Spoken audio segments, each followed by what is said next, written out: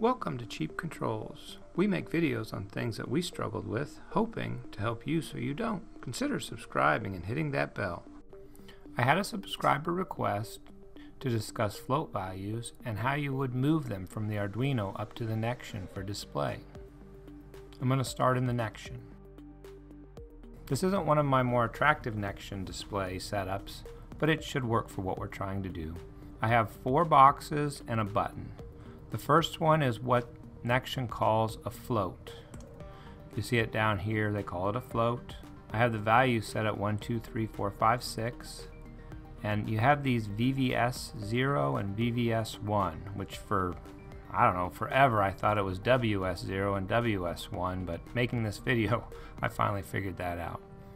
And what you do on the VVS1 is you set the decimal place. So in this case you can see it's 3, and I'm showing 3 decimal places. If I change it to 2, it shows 2 decimal places.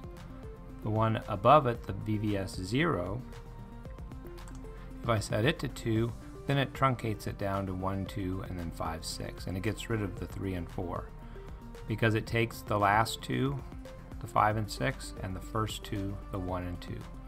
So the value is still 123,456, but you just use these values to display it in a way that makes it look like a float. This button takes the value of x0 and moves it into n0, and this is just a number field down here. I'm going to put it into debug now just to show you that even though this says 12.56, the value is really 1, 2, 3, 4, 5, 6. And this is a static value, we can't change it, but if I hit the button over here, the value is 1, 2, 3, 4, 5, 6.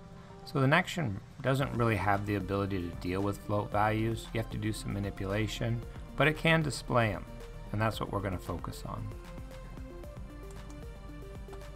And these last 2 are just text boxes. There's nothing special about them.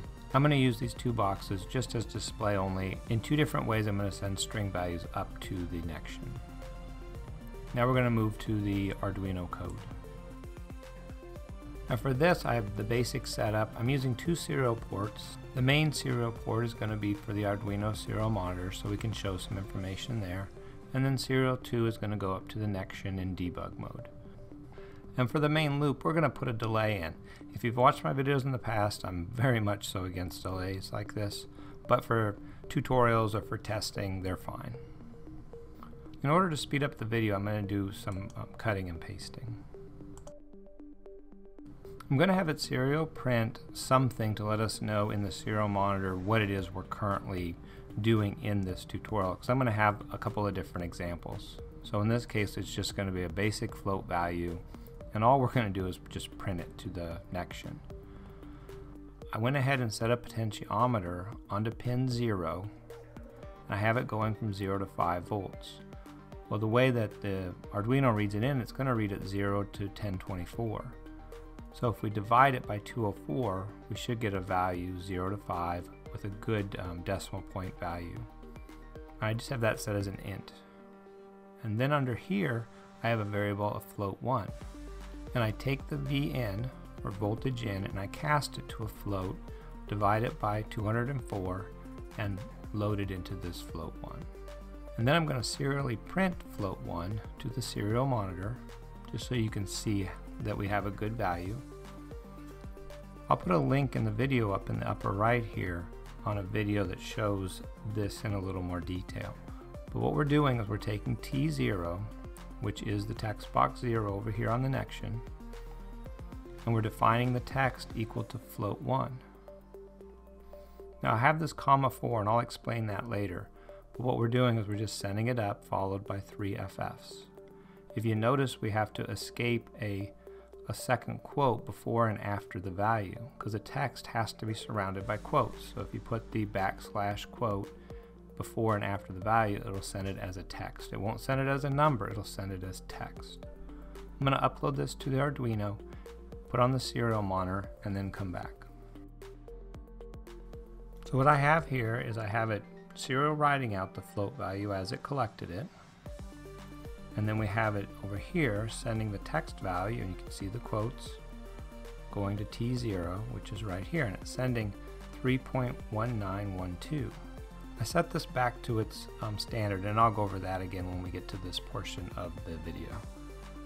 But here, if you notice, I've got 4 digits, and over here I have 2 digits. You can see that it's sending it up, and it shows the data in the float format.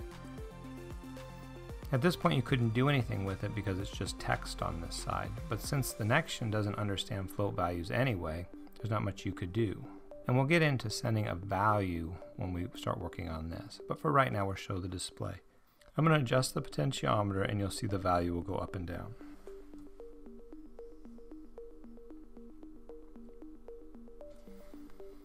You saw that went from 3.19 down to 0.33. Now we're going to go back to the Arduino, and I'm going to show you why we only got 2 over here and we got 4 in the Nextion. And this is where that comma comes in.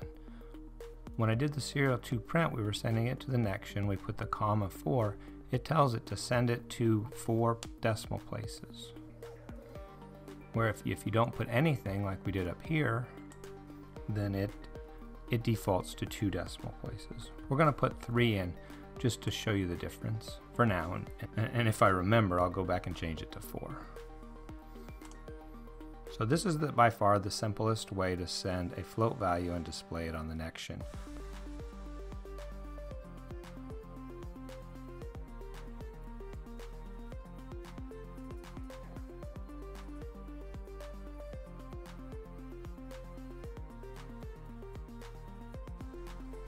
Well, that's about it for this video.